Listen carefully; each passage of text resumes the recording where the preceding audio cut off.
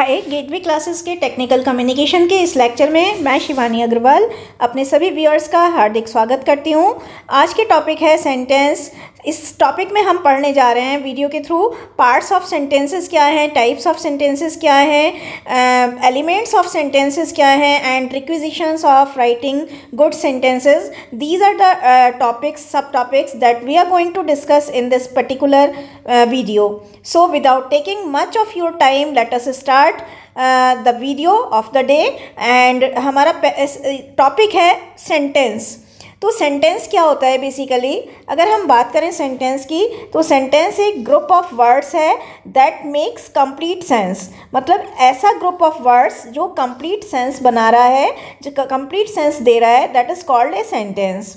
A sentence expresses complete and single thought in one go. In one go का मतलब है एक बार में। तो एक बार में एक सेंटेंस जो है वो कंप्लीट थॉट देता है, सिंगल थॉट देता है, यानी उसमें डुअलिटी नहीं होती है, उसमें कोई दो थॉट्स नहीं होते हैं, एक सिंगल थॉट होता है, एक कंप्लीट थॉट होता है। तो फिर से देख लीजिए, a group of words that make sense but complete sense and a sentence expresses complete and single thought in one go in one time. मतलब अब आता है पार्ट्स ऑफ सेंटेंसेस। अगर हम पार्ट्स ऑफ सेंटेंसेस की बात करें तो एक सेंटेंस में दो पार्ट्स होते हैं। देखिए, हम यहाँ पर टाइप्स की बात नहीं कर रहे हैं, हम बात कर रहे हैं पार्ट्स की। और जब पार्ट्स की बात आती है तो sentence is having two parts, subject and predicate. Subject जो होता है that is in form of noun और प्रोनाउन, यानी जो सब्जेक्ट होता है that is in form of noun और प्रोनाउन। और प्रेडिकेट में क्या होता है? मेन वर्ब होती है, हेल्पिंग वर्ब होती है, एडवर्ब होता है, मेन वर्ब, हेल्पिंग वर्ब, मतलब helping verb plus main verb, adverb, preposition etcetera, ये होता है। अब आता है सब्जेक्ट क्या है। सब्जेक्ट जो है it refers to the part which says something about someone और समथिंग। वो पार्ट सेंटेंस का जो किसी के बारे में या किसी व्यक्ति के बारे में या किसी चीज़ के बारे में कुछ कहता है, वो पार्ट सब्जेक्ट कहलाता है। सब्जेक्ट में जनरली क्या होता है? नाउन और प्रोनाउन ही होते हैं। अब बात करते हैं प्रेडिकेट की। तो प्रेडिकेट में क्या है? जो remaining part of the sentence है which says something about the subject. जो पार्ट, जो बचा हुआ पार्ट है जो सब्जेक्ट के बारे में कुछ कहता है, वो प्रेडिकेट होता है। तो एक बार फिर से देख लीजिए, सब्जेक्ट क्या है? सब्जेक्ट में क्या है कि सेंटेंस का वो पार्ट जो कि किसी के बारे में या किसी व्यक्ति के बारे में या किसी चीज़ के बारे में कुछ कह रहा है, वो पार्ट तो सब्जेक्ट है। और जो पार्ट रिमेनिंग है और जो सब्जेक्ट के बारे में कुछ कह रहा है, वो पार्ट प्रेडिकेट है। जनरली प्रेडिकेट में क्या होता है? जनरली प्रेडिकेट में होता है helping verb, main verb, adverb, clauses and phrases. Example दिया है आई गो टू टेम्पल। तो आई तो सब्जेक्ट है और गो टू टेम्पल जो है जिसमें कि आपका मेन वर्ब है, प्रीपोजिशन है और ये रिमेनिंग पार्ट है, तो वो प्रेडिकेट हो गया। इस सेंटेंस में इंक्लूड, अब सेंटेंस में क्या क्या इंक्लूड हो सकता है, यानी एलिमेंट्स ऑफ सेंटेंस। तो सेंटेंस में फ्रेजेस हो सकती हैं और क्लॉजेज हो सकते हैं। अगर हम फ्रेज की बात करें तो फ्रेज ग्रुप ऑफ वर्ड्स है that make sense but not complete sense. तो वो ग्रुप ऑफ वर्ड्स, देखिए सेंटेंस क्या था? ग्रुप सेंटेंस की अगर हम बात करें तो सेंटेंस था group of words that make sense but essentially complete sense. लेकिन अगर हम फ्रेज की बात करें तो फ्रेज क्या है? ग्रुप ऑफ वर्ड्स तो है लेकिन सेंस बना रहा है बट कंप्लीट सेंस नहीं दे रहा है। तो आप याद रखिएगा, बहुत इजी सी सिंपल सी डेफिनेशन है कि group of words that make sense but not complete sense. और क्लॉज क्या होता है? क्लॉज बेसिकली मेन क्लॉज होता है। मेन, इसकी भी दो कैटेगरीज हैं, मेन क्लॉज और सबऑर्डिनेट क्लॉज। तो अब देख लेते हैं फ्रेज क्या है। Small group of words without A predicate. देखिए और भी ध्यान देते हैं इसमें, ये स्मॉल ग्रुप ऑफ वर्ड्स है जिसमें प्रेडिकेट नहीं होता है, जो सेंस बनाता है but does not make complete sense, complete meaning. अभी आपने इसमें देखा था कि ग्रुप ऑफ वर्ड्स है जिसमें सेंस होता है लेकिन कंप्लीट सेंस नहीं होता, और जो विदाउट ए प्रेडिकेट होता है। जैसे एट ए स्टोन्स थ्रो, इसका मतलब है बहुत पास, है ना। Yeats like a bird, like a bird का मतलब थोड़ा सा, जो छोटा छोटा, जैसे चिड़िया बहुत कम खाती है, ऐसे he eats like a bird, बहुत कम खाना।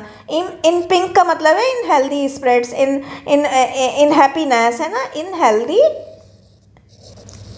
स्प्रेड्स। तो ये जो है आपने देखा होगा कि इसमें ना तो प्रेडिकेट है, एट ए स्टोन्स थ्रो में, ईट्स लाइक ए बर्ड में भी देयर इज़ नो प्रेडिकेट, इन पिंक में भी कोई प्रेडिकेट नहीं है और ये स्मॉल ग्रुप ऑफ वर्ड्स है जो सेंस तो दे रहा है बट कंप्लीट सेंस नहीं दे रहा है। तो फ्रेजेस के बारे में दो ही चीज़ याद रखनी है, small group of words that make sense but not complete sense, दूसरी बात, और जो विदाउट ए प्रेडिकेट होता है। क्लॉज की बात करते हैं। अब क्लॉज क्या है? एक डिस्टिंक्ट पार्ट ऑफ सेंटेंस है, एक विशेष, डिस्टिंक्ट का मतलब एक पर्टिकुलर पार्ट है, एक स्पेशल पार्ट है सेंटेंस का, that has subject and predicate, जिसमें सब्जेक्ट भी होते हैं और प्रेडिकेट भी होते हैं। सब्जेक्ट होता है और प्रेडिकेट होता है और ये कंप्लीट मीनिंग देता है। जैसे फ्रेज तो नहीं दे रहा था कंप्लीट मीनिंग और उसमें प्रेडिकेट भी नहीं था, इसमें सब्जेक्ट भी होता है, प्रेडिकेट भी होता है और ये कंप्लीट मीनिंग देता है। क्लॉज दो तरह की होती हैं, मेन क्लॉज और सबऑर्डिनेट क्लॉज। अब आता है टाइप्स ऑफ सेंटेंसेस, काफ़ी इंपॉर्टेंट क्वेश्चन है। टाइप्स ऑफ सेंटेंसेस में सिंपल सेंटेंस आ गया, then interrogative, then imperative, then exclamatory. Simple sentence में फर्दर भी divided into two parts, affirmative और नेगेटिव। इंटेरोगेटिव की बात करें, that is also having two sub parts, simple and interrogative और WH इंटेरोगेटिव। आइए इसे ध्यान से पढ़ लेते हैं।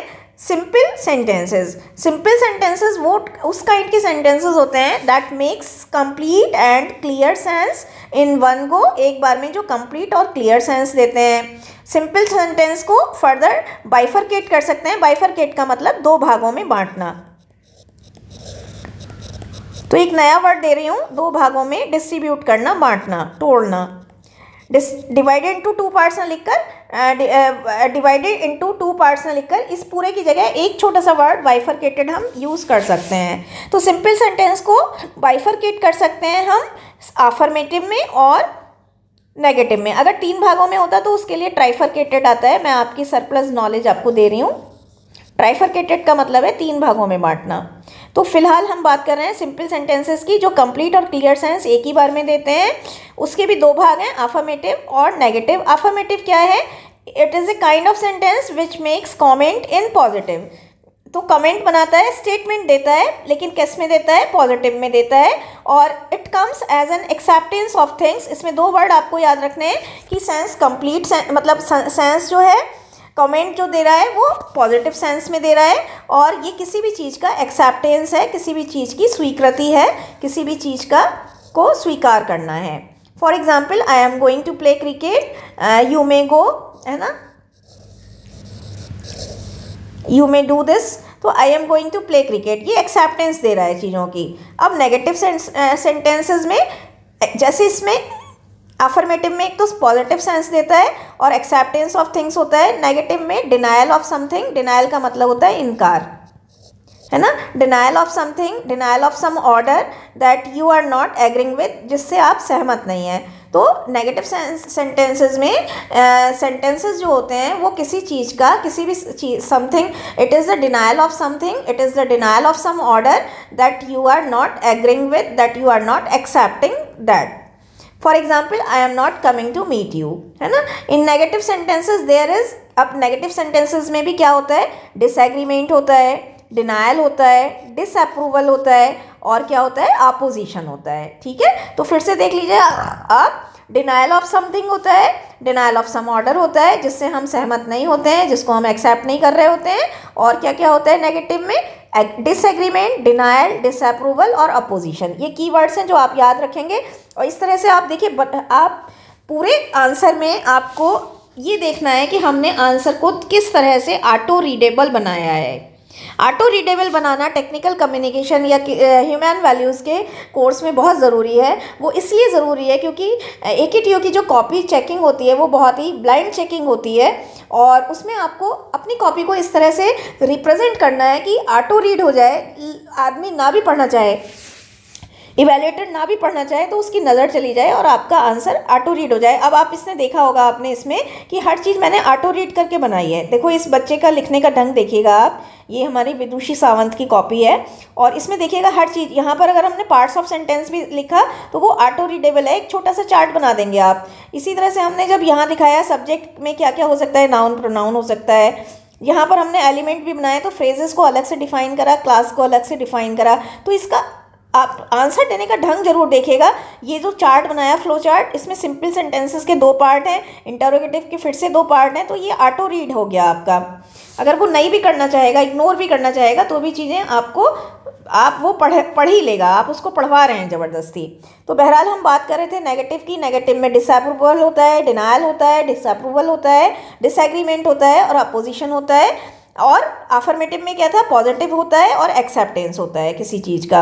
एग्रीमेंट, एक्सेप्टेंस, एग्रीमेंट होता है, इसमें भी आप लिख सकते हैं। अप्रूवल होता है, क्या होता है इसमें, अप्रूवल होता है चीज़ों का, एक्सेप्टेंस होता है, एग्रीमेंट होता है, और इसी तरह से ये चीज़ें होती हैं। अब आता है इंटेरोगेटिव। इंटेरोगेटिव क्या है, the kind of sentences in which we ask some query, या तो हम कोई क्वेरी पूछते हैं, क्वेश्चन यानी कि, है ना, in which we ask some query और question, in which we arise some doubtful state, जिसमें हम किसी डाउटफुल स्टेट को अराइज करते हैं, उठाते हैं। तो in which kind the sentences, the kind of sentences in which either we are asking some query और question, in which we are putting forth our doubtful state, we are putting forth our doubts, confusions, है ना, Confucius state, वो क्या होता है, that is called interrogative sentence. Interrogative sentences may also fall into 2 categories. WH interrogative, the sentences which start with WH words. WH word होते हैं जो WH से start हो रहे हैं. What, which, ये भी how भी इसमें ही आता है. Why, when, where, etc. Simple interrogative में क्या होता है, sentences which simply start with helping verb. जैसे will you go there, ये will, है ना, are you not coming to the party, do you go there, am I a fool, did you finish your breakfast, did you finish your work. ठीक है, तो ये जो है, जो हेल्पिंग वर्ब से स्टार्ट हो रहे हैं, that are called simple interrogative. और जो डब्ल्यू एच वर्ड से, यानी व्हाट, विच, यानी कि जैसे व्हाट इज़ योर नेम, है ना, व्हाट इज़ योर नेम, ठीक है, या फिर विच is my book, how are you, है ना, सिंपल से सेंटेंसेस हैं। why are you late today, when you will come, where are you going। तो इस तरह के जो WH वर्ड्स हैं, तो वो WH इंटरोगेटिव हैं, और जो सिंपल इंटरोगेटिव है, that will start with the helping verb. अब आता है इंपेरेटिव सेंटेंसेस। इंपेरेटिव सेंटेंसेस में kind of sentences in which we pass either some order, we make some request, we pass some instructions। instruction का मतलब है निर्देश। देखो कितना अच्छा डायग्राम है। in which we pass some command, in which we seek some permission। seek माने मांगना, ढूंढना, है ना। तो जिसमें हम या तो ऑर्डर पास करते हैं, रिक्वेस्ट करते हैं, इंस्ट्रक्शंस पास करते हैं, कमांड देते हैं, in which we seek some permission, that are called imperative sentences. और इनकी पहचान क्या है, what is the identification of imperative sentences. These generally begin with the first form of verb. These में भी अफर्मेटिव, अब देखिए इंपेरेटिव में भी अफर्मेटिव हो सकते हैं, नेगेटिव हो सकते हैं। चार्ट को एक बार दोबारा से मोडिफाई कर लेते हैं। इंपेरेटिव भी किसमें 2 भागों में बढ़ते हैं, एक तो अफर्मेटिव और एक क्या है, नेगेटिव। आप चार्ट को मॉडिफाई कर लीजिएगा।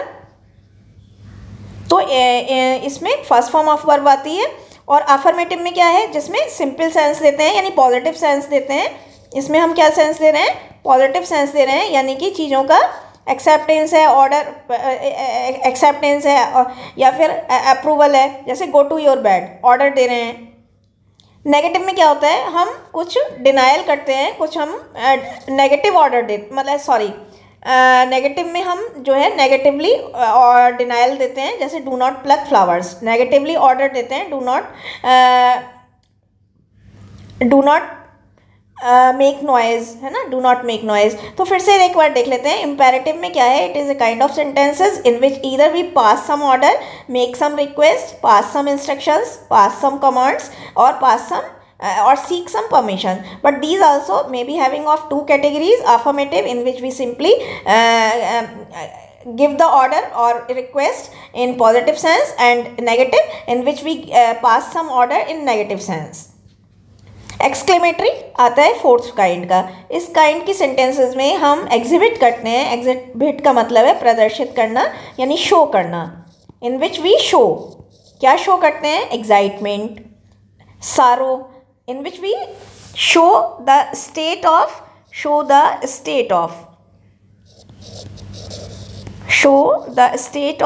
sorrow, show the state of excitement, show the state of pity का मतलब दया या सहानुभूति, sympathy, in which we show the state of sad expressions, depressive emotional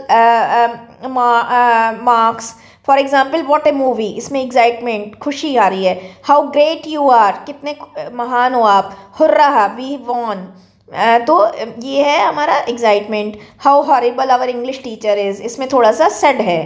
तो ये तरह के एक्सप्रेशन जहाँ पर हम एग्जाइटमेंट की, जहाँ पर where we show the state और position of excitement, sorrow, pity, sympathy, sad expressions और depressive emotional state, that is called exclamatory sentences. तो I hope आपको सारे ही काइंड के सेंटेंसेस क्लियर हो गए होंगे. एक बार फिर से चार्ट डिस्कस कर लेते हैं. सिंपल सेंटेंसेस हैं, इंटेरोगेटिव, इम्पेरेटिव और एक्सक्लेमेटरी. सिंपल सेंटेंस में फर्दर भी divided into, bifurcated into affirmative, negative. Interrogative में आल्सो भी bifurcated into simple and simple interrogative and WH interrogative. Imperative में also fall into 2 categories, affirmative और negative. Exclamatory का अपना वो होता नहीं है कोई सब डिवीज़न. अब आते हैं requisitions of writing good sentences. Requisitions of writing good sentences जो है दैट इज़ वेरी इंपॉर्टेंट. इसमें क्या है कि ये क्वेश्चन भी बहुत इंपॉर्टेंट है. तो क्या क्या मतलब अच्छे सेंटेंस लिखने की क्या क्या रिक्विजिशंस हैं. रिक्विजिशंस का मतलब है आवश्यकताएं. Avoid odd sentence structure. Odd का मतलब होता है भद्दा, तो भद्दा सेंटेंस स्ट्रक्चर को अवॉइड करिए. तो इसमें क्या करना है, sentences should be a selection of proper unit of words. मतलब whatever words we are going to select that should be proper and matching to the theme of the question. इसमें क्या होना चाहिए, जो भी वर्ड्स हम लेने जा रहे हैं, एक तो सिलेक्शन ऑफ प्रॉपर वर्ड्स है और वो क्या होना चाहिए, matching to the theme of question. जो थीम है हमारा उससे वर्ड्स मैच करते हुए होने चाहिए. We have to make proper and appropriate choice of words. Proper choice बनानी है, appropriate choice बनानी है. That is matching, that should be matching to the theme of question. जैसे एग्जाम्पल लिया है एक कैट बार्क्स. अब जो हमारा पहला एग्जाम्पल है उसमें कैट तो बार्क नहीं करती, तो ये बार्क जो वर्ड है ये इम्प्रॉपर सिलेक्शन ऑफ वर्ड्स था जो मैच नहीं कर रहा था कैट वाले थीम से. इम्प्रॉपर सिलेक्शन ऑफ वर्ड्स था. तो इम्प्रॉपर सिलेक्शन ऑफ वर्ड्स नहीं होना चाहिए, बल्कि क्या होना चाहिए, प्रॉपर और एप्रोप्रिएट चॉइस होनी चाहिए वर्ड्स की. That should be matching to the theme of question. तो इसमें क्या कर सकते हैं, ए कैट म्यूज ये भी सही है और ए डॉग बार्क्स ये भी सही है. दूसरा है सब्जेक्ट एंड वर्ब एग्रीमेंट. अब इसमें क्या है, main verb, helping verb, that should be in accordance with the subject. जो सब्जेक्ट है हमारा उससे मैच करती हुई मेन वर्ब और हेल्पिंग वर्ब हमें निकालनी है. There should be a proper deliberation. Deliberation का मतलब सूझबूझ, यानी चुनाव, सिलेक्शन भी कर सकते हैं इसकी जगह. वैसे डेलिब्रेशन नया वर्ड है, जितने नए वर्ड लिखेंगे बहुत इंप्रेशन पड़ेगा. तो there should be a proper deliberation of किसका, singular and plural subject. Plural और सिंगुलर सब्जेक्ट का प्रॉपर सूझबूझ से हमें काम लेना है. और अगर हमारा सब्जेक्ट सिंगुलर है तो हमें वर्ब भी सिंगुलर लगानी है. अगर हमारा सब्जेक्ट प्लूरल है तो हमें वर्ब भी प्लूरल लगानी है. अब एग्जाम्पल देखिए, the mangoes put in the basket is rotten. अब हिंदी निकाल लीजिए तो और आसान हो जाएगा. मैंगोज, आम, जो बहुत सारे आम हैं जो टोकरी में रखे थे वो सड़ गए हैं. तो जो हम बात कर रहे हैं वो आम के बारे में कर रहे हैं, ना कि बास्केट के बारे में. ठीक है, तो यहाँ पर क्या आएगा, the mangoes put in the basket are rotten. ये होना चाहिए. तो ये होता है कि जो मैंगोज है हमारा सब्जेक्ट है वो क्या है, प्लूरल है. तो जो वर्ब हम ले रहे हैं that should also be plural. अब इसी में दूसरा देखिए, the quality of mangoes are delicious. अब हम बात क्या कर रहे हैं, क्वालिटी की, ना कि हम मैंगोज की तो बात नहीं हो रही. मैंगोज की क्वालिटी डिलीशियस है. तो क्वालिटी तो एक वचन है ना, सिंगुलर है. क्वालिटी वर्ड तो सिंगुलर है, तो that should also carry singular word. ठीक है, तो quality of mangoes is delicious. तो क्या है, सब्जेक्ट और वर्ब का एग्रीमेंट में आपको ये वर्ड याद रखना है कि there should be a proper deliberation. Deliberation होना चाहिए सिंगुलर और प्लूरल सब्जेक्ट का. एग्जाम्पल लिख लीजिएगा। अब आती है पंक्चुएशन। देखिए पंक्चुएशन का खेल बहुत ही इम्पॉर्टेंट है, और थोड़ा सा एक सिंगल सा ये पंक्चुएशन मार्क है, फुल स्टॉप, क्वेश्चन मार्क है, ये हाइफन है ना, इन चीज़ों का अगर हम प्लेस चेंज कर देते हैं तो there should be a drastic change in the meaning of a sentence. Drastic का मतलब एक भारी चेंज हो जाता है meaning of the sentences just because of the change of the punctuation marks. तो proper punctuation marks play a very important role, ये बच्चे ने थोड़ा शॉर्ट फॉर्म में लिख दिया है, proper very important role to make our sentences. हमारे सेंटेंसेस को बनाने में प्रॉपर पंक्चुएशन मार्क्स की बहुत बड़ी रोल है, बहुत बड़ा भूमिका है। क्यों? क्योंकि these sentences make our, these punctuation marks make our sentences easy to comprehend. Comprehend का मतलब समझने में। ये पंक्चुएशन मार्क क्या रोल प्ले करते हैं? These make our sentences easy to comprehend, to make the sentences senseful, senseful बनाते हैं, मीनिंगफुल बनाते हैं, है ना। अगर मान लीजिए, देखिए पंक्चुएशन मार्क का क्या वैल्यू है, मैं एक छोटा सा एग्जांपल बताऊंगी। आपकी फ्रेंड है, आप खुद है, एक लड़की, एक सुंदर सी लड़की ने पूरा श्रृंगार कर रखा है, पूरा मेकअप कर रखा है, but she is not putting a single बिंदी।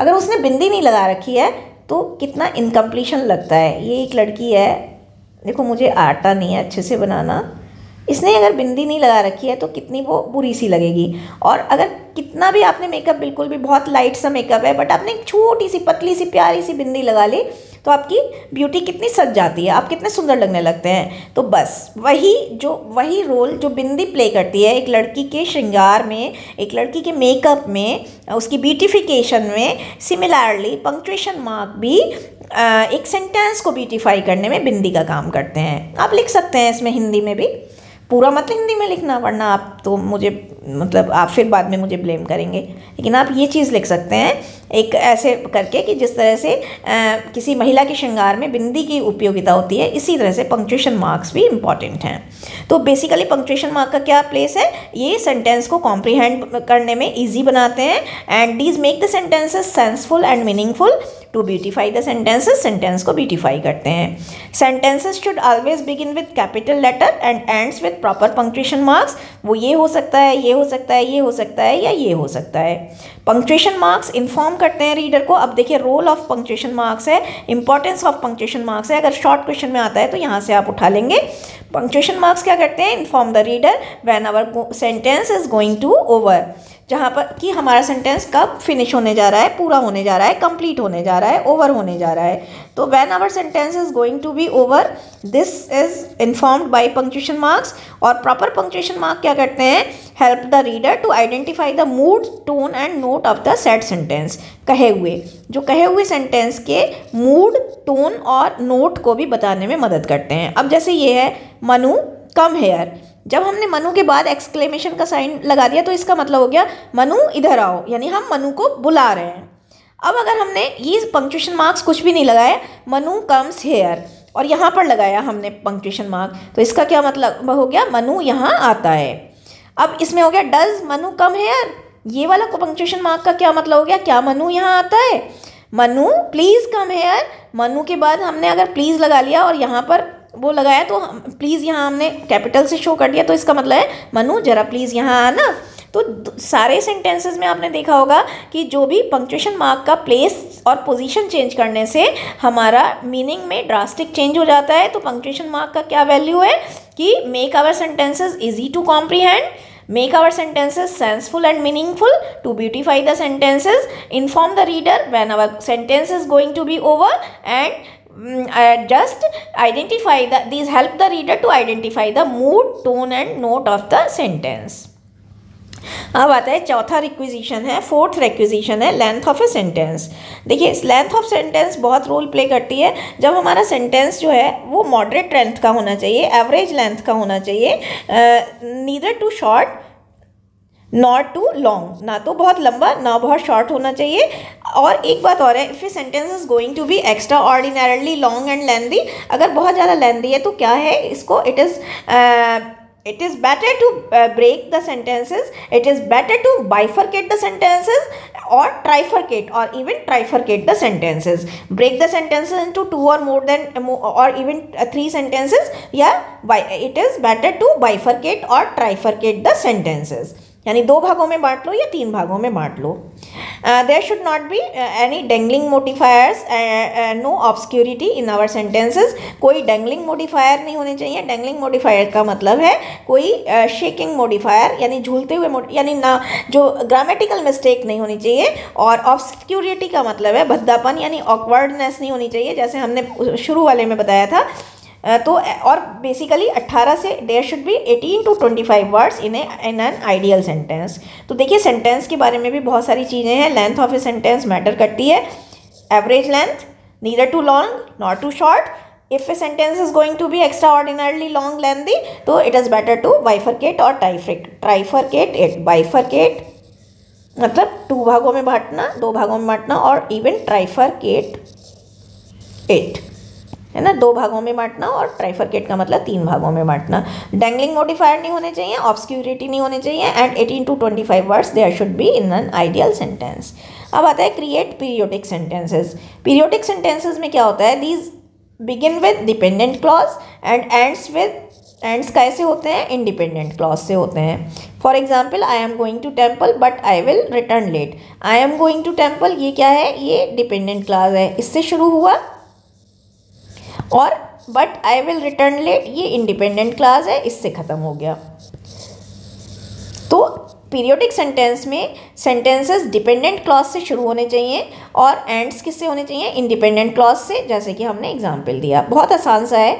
देखिए मैं वो सारी रिक्विजिशन बता रही हूँ, वो सारा हमारे नोट्स में ये स्पेशलिटी है. आप प्लीज़ माइंड मत करिएगा और आप खुद भी ध्यान दीजिएगा इस चीज़ के लिए कि आपको इस तरह के नोट्स कहीं भी नहीं मिलेंगे. मैंने बहुत ज़्यादा मेहनत से, बहुत ज़्यादा रिसर्च करके नई रिक्विजिशन लिखी हैं, और आपको भी अगर कोई और भी रिक्विजिशन मिलती है तो आप कमेंट में ज़रूर बताइएगा, सो दैट और भी स्टूडेंट्स को लाभ मिले. और आगे आने वाली वीडियोज़ में मैं आपका नाम लेकर प्रॉपरली आपको अप्रिशिएट करूँगी कि आप हमारे लिए कुछ नया निकाल कर ला रहे हैं. बिकॉज किसी भी सब्जेक्ट को पढ़ना अपडेट, उसका मतलब ही ये है कि आप अपने आप को कितना अपडेट कर रहे हैं. वो जो सालों से मालती अग्रवाल की किताब में लिखा है, संगीता रमन की किताब में लिखा है, वो नहीं हम पढ़ा रहे हैं. हम पढ़ा रहे हैं कुछ नया अपडेट करके. अगर उसमें आपका कॉन्ट्रीब्यूशन रहता है तो it will be really appreciable, और वो आपका कॉन्ट्रीब्यूशन हम बेकार नहीं जाने देंगे. आपको या तो हम कोई कैश प्राइज़ देंगे, छोटा सा कोई अवार्ड देंगे, सरप्राइज गिफ्ट देंगे, और इवन अगर हमने ये सब नहीं भी करा तो हम एटलीस्ट आपको आपका नाम तो ज़रूर डिस्प्ले करेंगे हमारे आगे आने वाले वीडियोज़ में. तो आप प्लीज़ देखिए, जैसे यहाँ पर मैंने पंक्चुएशन का बताया था, तो यहाँ पर आप कुछ अच्छे सेंटेंसेस का एग्जाम्पल भेज सकते हैं हमको. जहाँ कहीं भी आपको लगता है आप एग्जाम्पल कोट करिए, और मेरी वीडियोस बहुत ध्यान से देखिएगा. आप कमेंट भी करिएगा, नेगेटिव कमेंट भी आपके मैं बहुत प्यार से डील करूँगी, क्योंकि these will show me a path to improve myself to more extent, to just train the student for further batches in most influential way. तो आगे देखते हैं. A sentence must have definite communicative system. तो definite communicative system में क्या होता है, the purpose of fabricating. यानी फैब्रिकेटिंग, देखिए एक नया वर्ड लिया है मैंने, इसका मतलब है कंस्ट्रक्टिंग. कंस्ट्रक्टिंग, बुनना, माफ़ कीजिएगा. तो एक सेंटेंस को बुनने का जो उद्देश्य है वो कम्युनिकेट करना है. किसी भी सेंटेंस को बुनने का, किसी भी सेंटेंस को फैब्रिकेट करने का जो पर्पस, गोल, ऑब्जेक्टिव है वो कम्युनिकेट करना है. There are four main purposes, four main functions of constructing sentences. या तो to provide information about something और समवन.